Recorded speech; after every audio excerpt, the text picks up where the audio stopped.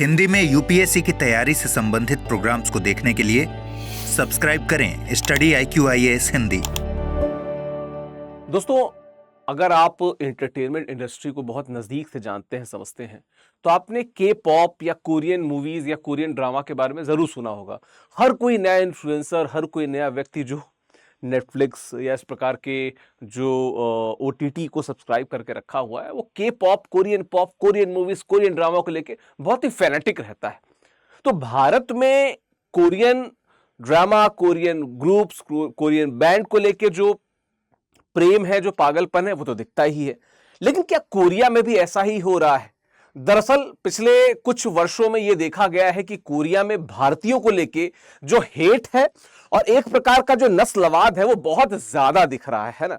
मेरे पीछे ये एक जो ग्राफिटी आपको दिख रही है यहाँ पे, आप देख सकते हैं कि भारत में जो लोग रहते हैं वो जितना कोरिया को पसंद करते हैं, कोरिया में जो लोग रहते हैं वो उतना ही ज्यादा भारतीयों को नापसंद करते हैं। उसको यहाँ पर रिप्रेजेंट करती है। लेकिन हम केस दर केस, विषय दर विषय थोड़ा डिटेल में जाएंगे और इस पर हम लोग बात करेंगे, ठीक है। तो है क्या कि निश्चित तौर पे भारत में कोरियाई एंटरटेनमेंट इंडस्ट्री के प्रति जो प्रेम है किसी से छुपा हुआ नहीं है ना।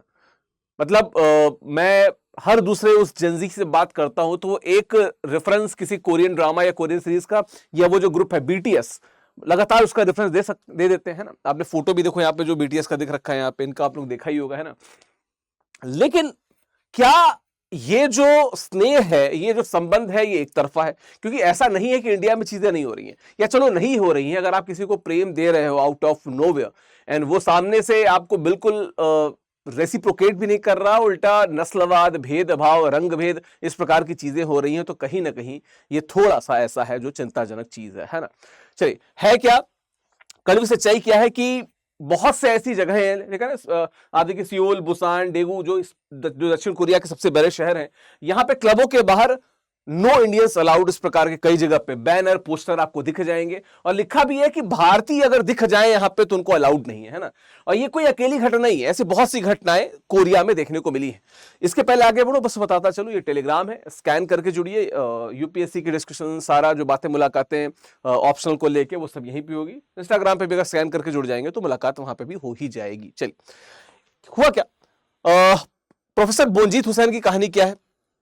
2009 भारतीय research professor Bonojit Hussain, city bus में उनके साथ नस्ली दुर्व्यवहार हुआ।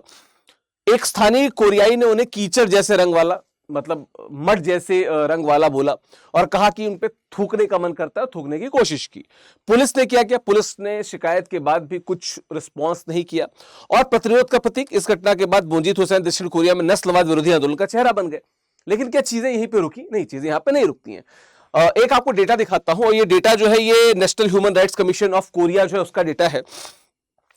दक्षिण कोरिया में रहने वाले जो विदेशी निवासी हैं उसमें से 70% मानते हैं कि उनको नस्लवाद है, यानी कि रंग भेद है, उसका सामना करना पड़ता है। 56% ने अपनी नस्ल के कारण मौखिक दुर्व्यवहार का सामना किया है और 43% ऐसे हैं कि सार्वजनिक स्थानों पर लोगों ने उनको नकारात्मक तरीके से घूरा है। ये क्या बताता है कि नस्लवाद बहुत चरम पे है कोरिया में, और कहीं ना कहीं कोरिया की छवि, यानी कि दक्षिण कोरिया की छवि बहुत खराब होती जा रही है। जबकि अगर आप आम बोलचाल की भाषा में देखें, आम डिप्लोमेटिक वेज में देखें, तो कोरिया को बहुत अच्छा माना जाता है। कितने सारे ब्रांड्स भारत में, हम बात करेंगे उस पर भी। अब देखिए, दक्षिण कोरिया समाज में अपनी जातीयता, बात क्या है कि अपनी जातीयता और गोरे रंग को श्रेष्ठ मानने की बहुत गहरी भावना है। जैसे ब्रिटिशर्स में थी खुद को गोरा और अपनी भाषा को सर्वश्रेष्ठ मानने की, अपनी रेस को सर्वश्रेष्ठ मानने की, बिल्कुल वैसा ही यहाँ पे। अब है क्या, देखिए, इसका एक सेंस आपको बताते हैं कि भारत में भी आके वो भारतीयों से कैसे भेदभाव कर सकते हैं। आंध्र प्रदेश के अनंतपुर में क्या है, किया मोटर्स प्लांट के पास कई दक्षिण कोरियाई रेस्टोरेंट हैं और कई गेस्ट हाउस है जहां भारतीयों का प्रवेश प्रतिबंधित था। यह प्रतिष्ठान केवल कोरियाई कर्मचारियों और उनके परिवारों के लिए थे। बहुत व्यापक विरोध हुआ, तब जाके चीजें थोड़ी ईज डाउन हुई। यानी कि ये जो नस्ली और रंग भेद की मानसिकता है, ये बहुत गहरी है, जड़ें बहुत गहरी हैं इसकी, और ये लगातार वहां पर दिखने को दिख रहा है। क्या है, लुकिज्म और सुंदरता के मानक, एक बड़ा वर्ग है भारत में भी जो रंग को मानक मानता है सुंदरता की। गोरा है तो सुंदर होगा, यही कह देते हैं, गोरे को ही सुंदर बोल देते हैं। कुछ ऐसा यहां पे भी है कि लुकिज्म, सुंदरता को ही मानक मान लेते हैं। ग्वानसंग एक पारंपरिक कोरियाई अवधारणा जिसके अनुसार किसी व्यक्ति का भाग्य उसके चेहरे पे लिखा होता है। ये आप देख रहे हो कि ऐतिहासिक रूप से उनको इनपुट दिया जा रहा है। सामाजिक सफलता, नौकरी के अवसर और यहां तक कि सामाजिक दायरे भी अक्सर बाहरी दिखावे पर निर्भर कर रहे हैं। दक्षिण कोरिया में माता पिता अक्सर अपने बच्चों को स्कूल ग्रेजुएशन उपहार के रूप में प्लास्टिक सर्जरी का खर्च देते हैं। सोचो, कहीं कोई मोटर मांग रहा है, किसी को इनफील्ड चाहिए, किसी को जमीन चाहिए, किसी को मोबाइल चाहिए, है ना, किसी को स्वतंत्रता चाहिए, इनको प्लास्टिक सर्जरी चाहिए। तो ये जो चीज है, इवन बीटीएस के जो अब आप उनके जो सिंगर्स हैं, आप उनको अगर देखोगे जो परफॉर्मेंस है, तो कई बार ऐसा लगता है कि चेहरे पे कई बार लीपा पुती और कई बार पुट्टी वुट्टी मार दी गई है ना। बात करें उसके बाद की, तो अगर हम कानून की बात करें तो भारत में अनुच्छेद 15 धर्म, नस्ल, जाति, लिंग, धर्म आदि, जन्मस्थान के आदि पे भेदभाव को निषेध करता है। कोरिया में ऐसा कोई कानून नहीं है। संयुक्त राष्ट्र ने 2015 में इस तरह के कानून की सिफारिश की थी कि भाई कोरिया, बहुत सारे देशों में ऐसा है, कोरिया आप रखो इसको। कार्यकर्ताओं ने कानून बनाने की मांग की, 46 दिनों तक भूख हड़ताल की, फिर भी ना वहां पे कार्रवाई हो रही है, ना वहां पे ऐसे लोगों पे कार्रवाई हो रही है, ना कोई कार्यवाही हो रही है, ना ऐसे लोगों पे कार्रवाई हो रही है जो नस्लीय भेदभाव को बढ़ावा दे रहे हैं कोरिया में। निश्चित तौर पे कोरिया का जो इमेज है इसके कारण बहुत खराब हो रहा है। ठीक है, अच्छा, मैं इसके पहले आगे बढ़ूं, बस इतना बताता चलूं, क्रिसमस सेल चल रही है भाई, और 27 दिसंबर तक ये सेल चलेगी। 50% डिस्काउंट अक्रॉस स्टडी आईक्यू के हर कोर्सेस में, चाहे वो हमारे प्रतिज्ञा बैच 2027 का हो, 28 का, 29 का, विकास लाइव कोड का प्रयोग करेंगे तो आपको मैक्सिमम डिस्काउंट मिलेगा। दूसरी बात ये कि हिंदी लिटरेचर की बात करें, अन्य कोर्सेज की, हर जगह पे, हमारे एसआईपी पे हर जगह पे विल गेट 50 डिस्काउंट, और निश्चित तौर पे वैलिडिटी भी आपको बहुत ज्यादा मिलेगी। ध्यान रखिएगा कि 27 दिसंबर को सेल क्लोज हो रही है, तो उसके पहले आप जुड़ जाइए। चलिए, अब क्या है, इस समस्या को हल करने के लिए समाज, सरकार और उपभोक्ताओं को मिलकर काम करना होगा। हल की बात की जाए तो कूटनीतिक स्तर पे, सांस्कृतिक स्तर पे और उपभोक्ता स्तर पे, क्योंकि आपको पता है कि वहां की बहुत सी गाड़ियों का मैक्सिमम सबसे बड़ा बाजार जो है वो समय भारत है। तो इस 3 स्तर पे अगर बात की जाए तो चीजें सुधर सकती हैं, है ना। कूटनीतिक पहल क्या हो सकती है कि भारत सरकार को दक्षिण कोरिया पे एक व्यापक भेदभाव विरोधी अधिनियम बनाने के लिए कूटनीतिक दबाव लाना होगा। जब आप हर जगह पे आप वॉर रुका सकते हो तो यहां पे इतना कर ही सकते हो। खैर, जिस तरह कोरियाई संस्कृति भारत में लोकप्रिय हुई, उसी तरह भारतीय संस्कृति को भी दक्षिण कोरिया में बढ़ावा दिया जाना चाहिए। के पॉप कलाकार दोनों देशों के प्रसंगों के बीच सेतु या ब्रिज का काम कर सकते हैं। और निश्चित तौर पर मैं ये मानता हूं कि जो कलाकार होता है वो खुद को रेस से, देश से, इन सबसे ऊपर मानता है, वो एक ब्रिज का काम कर सकता है अगर वो करना चाहे तो निश्चित तौर पर ब्रिज का काम वहां पे हो सकता है। ठीक है, अच्छा, जनता का दबाव, सबसे बड़ी बाजार की शक्ति क्या?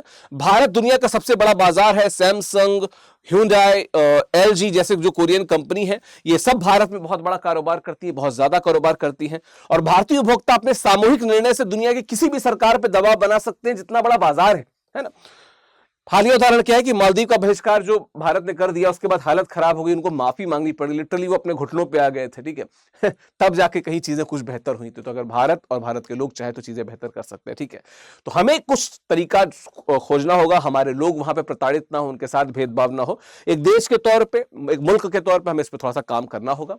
मेंस का एक क्वेश्चन है, मैं अपने टेलीग्राम पे अपडेट भी कर दूंगा, पढ़ दे रहा हूं, आंसर यहां पे लिख सको तो ठीक है, यानी मुझे मेल कर दो vikas.singh@study.com पे, या मेरे टेलीग्राम पे भेज देना।